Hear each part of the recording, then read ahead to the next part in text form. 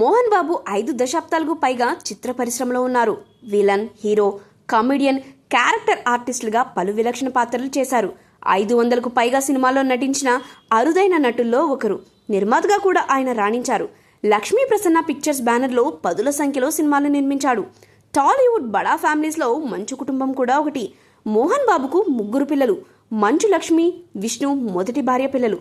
మనోజ్ మాత్రం రెండో భార్య కొడుకు.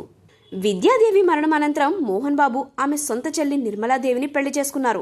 విష్ణు, మనోజ్లను మోహన్ బాబు హీరోలుగా పరిచయం చేశాడు. ఇద్దరిలో ఒక్కరు కూడా సక్సెస్ కాలేదు. ఎలాగైనా నిలబెట్టాలని సొంత బ్యానర్లో చాలా సినిమాలు కొడుకులు హీరోలుగా మోహన్ బాబు నిర్మించారు. అయినా ఫలితం లేకుండా పోయింది. మనోజ్ సిల్వర్ స్క్రీన్పై కనిపించి దాదాపు 7 ఏళ్లవుతుంది. తండ్రి ఆయనతో సినిమాలు చేయడం లేదు. బయట నిర్మాతలు ఎవరు ఆఫర్ ఇవ్వడం లేదు. అదే సమయంలో జయాపజయాలతో సంబంధం లేకుండా పెద్ద కొడుకు విష్ణుతో మోహన్ బాబు సినిమాలు చేస్తున్నారు. కోట్ల రూపాయలు సమకూరుస్తున్నాడు. మోసగాళ్లు టైటిల్తో చేసిన భారీ బడ్జెట్ మూవీ కనీసం ఆడలేదు. భారీ నష్టాలు మిగిల్చింది. జిన్నా కూడా అంతే. ఆ మూవీలో నటించిన సన్నీ లియోన్కి ఇచ్చిన రెమ్యూనరేషన్ కూడా జిన్నా వసూలు చేయలేకపోయింది.